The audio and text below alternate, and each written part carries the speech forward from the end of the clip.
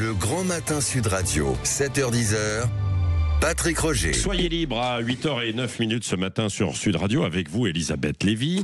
Bonjour Elisabeth. Bonjour Patrick, bonjour à tous. Vous revenez sur une enquête de l'IFOP qui est publiée ce matin, où les jeunes musulmans semblent de plus en plus rigoriste en France. C'est une enquête sur les musulmans français et le rapport à l'islamisme. Oui, elle montre un lent recul, c'est une enquête IFOP pour écran de veille, elle montre un lent recul de l'intégration et évidemment plus encore de l'assimilation. L'identité première d'un nombre croissant de jeunes musulmans notamment, c'est un islam rigoriste et qui est très éloigné des mœurs françaises. Alors d'abord, il faut noter que l'islam c'est la seule religion en croissance numérique et en ascension, en dynamique idéologique. En 20 ans, les musulmans sont passés de 2 à 7% de la population et pendant ce temps-là, les catholiques, affirmés, en tous les cas, de 66 à 43%.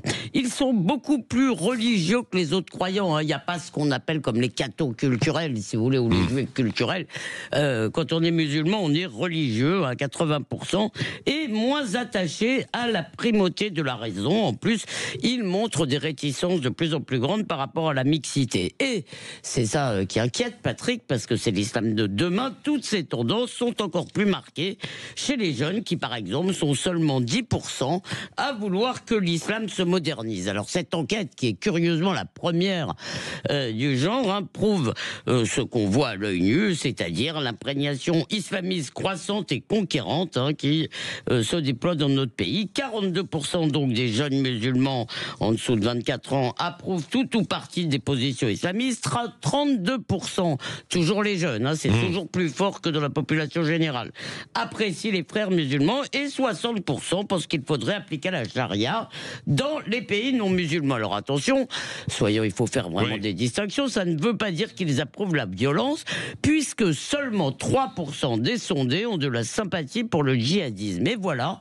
il y a un autre chiffre que j'ai trouvé frappant, c'est que 52%, eux, n'ont pas d'hostilité. Si vous voulez, qu'il y a que 52% qui ont de l'hostilité pour le djihadisme. Ça veut dire qu'en gros, vous avez une petite moitié des musulmans français qui n'ont pas de position, qui s'en fichent, comme si la guerre que les djihadistes mènent contre la France ne les concernait pas. Et ça me semble emblématique du séparatisme qu'Emmanuel Macron prétendait combattre et qui en réalité ne cesse de progresser. Alors que faire à la lumière évidemment de cette enquête qui est assez intéressante. Oui, en tous les cas, pas une énième foire à la bougie avec les pleurnicheries et les rodomontades d'usage comme on l'a eu pour les célébrations du 13 novembre et les proclamations on ne cédera pas, etc. Mais depuis 10 ans, la réalité c'est qu'on perd le combat pour la bonne raison qu'on ne le mène pas, et on ne le mène pas parce que c'est toujours la même affaire.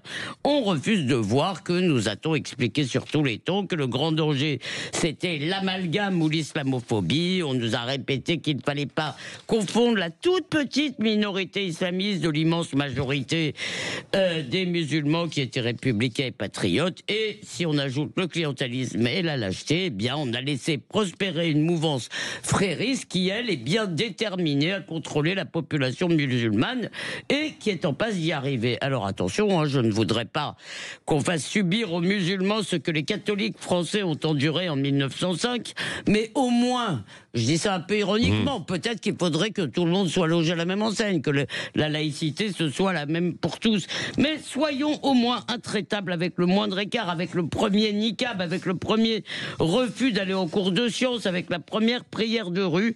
Expulsons à tout va les prédicateurs fréristes. Si l'ensemble de la société se mobilisait, la France pourrait devenir le cauchemar des islamistes. Seulement, voilà, ça ne va pas se passer parce que les illusions multiculti, on l'a vu vie dure, notamment dans le clergé médiatico-enseignant, combattre l'extrême droite, c'est tout de même plus rigolo.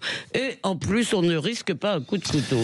Bon, je ne sais pas ce que vous en pensez donc de cette enquête de l'IFOP qui a été réalisée auprès de 1000 personnes de confession musulmane. Vous l'avez dit pour la revue Écran de veille.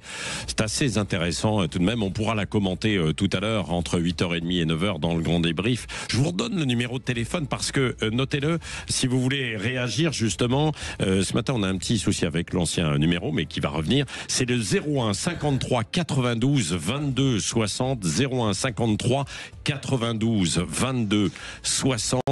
Vous pouvez nous appeler, Manu vous rappellera. Dans un instant, c'est l'invité politique avec Jean-François Aquili. L'invité ce matin, c'est Guillaume Casparian. C'est l'ancien ministre du Logement qui avait fait beaucoup parler de lui, notamment ces derniers jours, autour évidemment des squatteurs. 8h14.